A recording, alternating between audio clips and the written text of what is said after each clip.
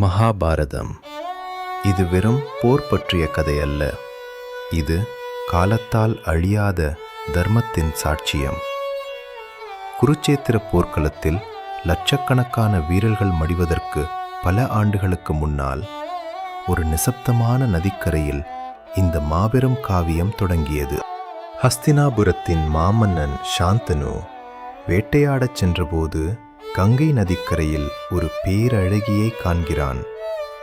அவளே கங்காதேவி. அவளது அழகில் மயங்கிய மன்னன் அவளை திருமணம் செய்ய கேட்கிறான். ஆனால் கங்கா ஒரு நிபந்தனை விதிக்கிறாள். மன்னா, நான் எதை செய்தாலும் நீங்கள் ஏன் என்று கேட்கக்கூடாது, தடுக்கக்கூடாது. தடுத்தால் அந்த கணமே உங்களை விட்டு பிரிவேன். காதல் வயப்பட்ட மன்னன் அந்த விசித்திரமான நிபந்தனைக்கு சம்மதிக்கிறான். இருவருக்கும் திருமணம் நடந்தது. பின்னர் கங்காதேவி கர்ப்பம் தரித்து அவர்களுக்கு முதல் குழந்தை பிறந்தது. அவள் பிறந்த முதல் குழந்தையை எடுத்துக்கொண்டு கங்கையை நோக்கி நடந்தாள். யாருக்கும் ஒன்றும் புரியவில்லை.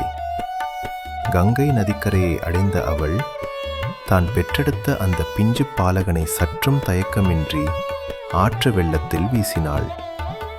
இப்படியே 7 குழந்தைகளை ஆற்றில் வீசி எறிந்தாள் கங்காதேவி. 8வது குழந்தையையும் ஆற்றில் வீசி எறிய முற்படும் போது மன்னன் சாந்தனுவால் மௌனமாக இருக்க முடியவில்லை. நிறுத்து! பெற்ற குழந்தையை இப்படி கொல்ல உனக்கு எப்படி மனம் வந்தது? கங்கா மெதுவாக திரும்பினாள். அவள் முகத்தில் கோபமில்லை, ஒருவித தெய்வீக புன்னகை பூத்தது. மன்னா, ஒரு தாயாக நான் குழந்தைகளை கொல்லவில்லை. ஒரு தேவதையாக அவர்களுக்கு விடுதலை கொடுத்தேன். இவர்கள் அஷ்டவசுக்கள். வசிஷ்ட முனிவரின் பசுவை திருடிய பாவத்திற்காக பூமியில் பிறந்து அவதிப்பட வேண்டிய சாபம் பெற்றவர்கள். பிறந்த உடனேயே அவர்களை ஆற்றில் விட்டதன் மூலம் அவர்களின் பாவத்தை போக்கி மீண்டும் தேவதோகத்திற்கு அனுப்பி வைத்தேன். கங்கா தொடர்ந்தாள். ஆனால் பாவம் செய்தவர்களில் முக்கியமானவனான பிரபாசன் இந்த 8வது குழந்தையாக பிறந்திருக்கிறான். இவன் பூமியில் நீண்ட காலம் வாழ வேண்டும். இவன் மாபெரும் வீரனாக திகழ்வான். இதோ உங்கள் மகன் தேவவிரதன். ஆனால் நிபந்தனைப்படி இன்றுடன் நம் உறவு முடிகிறது. கங்கை கொடுத்த அந்த அதிர்ச்சியான விளக்கத்தை கேட்டு மன்னன் சாந்தனு சிலையாக நின்றான்.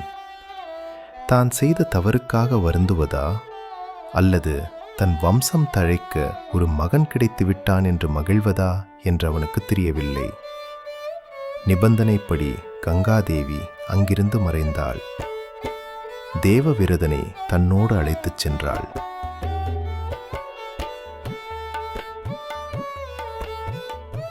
ஆண்டுகள் உருண்டோடின.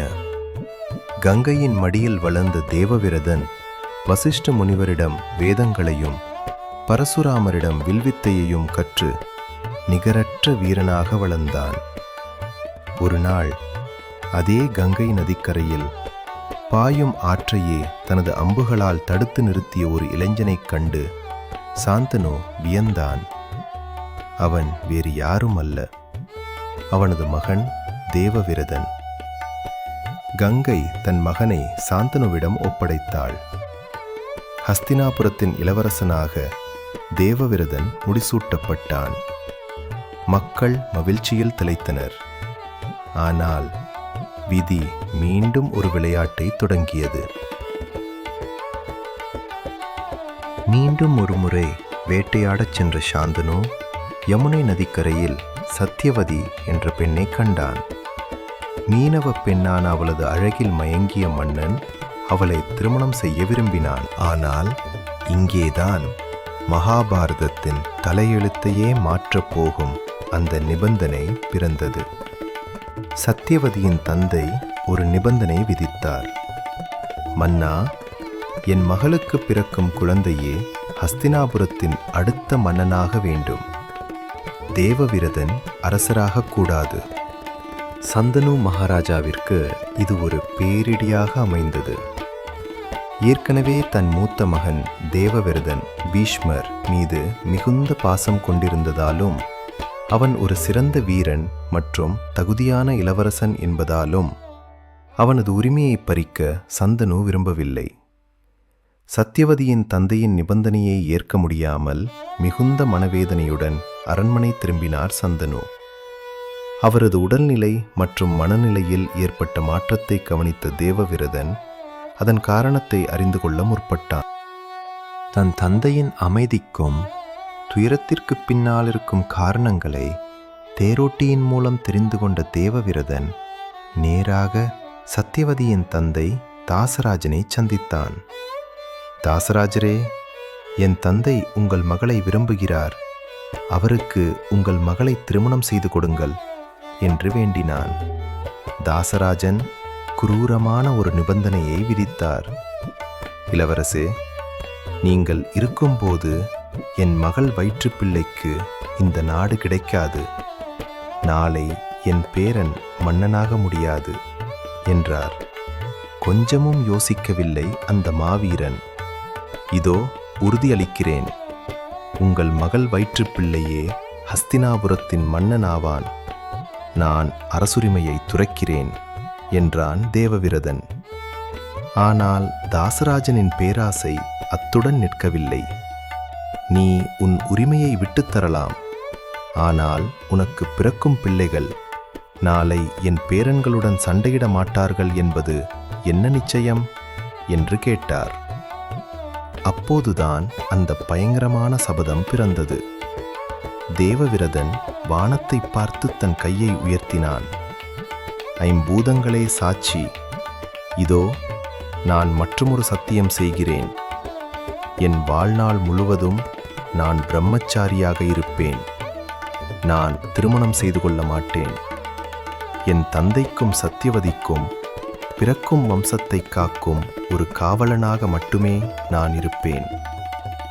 வானமே அதிர்ந்தது. தேவர்கள் பூமாரி பொழிந்தனர். பீஷ்மர், அதாவது பயங்கரமான சபதம் எடுத்தவர் என்ற பெயர் அன்று முதல் அவருக்கு நிலைத்தது. தன் மகன் செய்த தியாகத்தை கேட்டு ஓடி வந்த மன்னன் சந்தனு கதறி அழுதார். தன் மகனின் தியாகத்திற்கு பரிசாக ஒரு வரத்தை அளித்தார். அதுதான் இச்சா மிருத்யு, அதாவது மரணம் பீஷ்மரை தேடி வராது. பீஷ்மர் எப்போது விரும்புகிறாரோ அப்போதுதான் மரணம் அவரை தீண்டும். சந்தனு சத்தியவதி திருமணம் நடந்தது. ஆனால் ஒரு மகனின் தியாகத்தில் தொடங்கிய அந்த பயணம் ஹஸ்தினாபுரத்தை ஒரு மாபெரும் போரை நோக்கித் தள்ளும் என்று அப்போது யாருக்கும் தெரிந்திருக்கவில்லை. பீஷ்மரின் இந்த தியாகம் வம்சத்தை காக்குமா அல்லது அழிவுக்கு வழிவகுக்குமா? அடுத்த வீடியோவில் பார்ப்போம். நன்றி.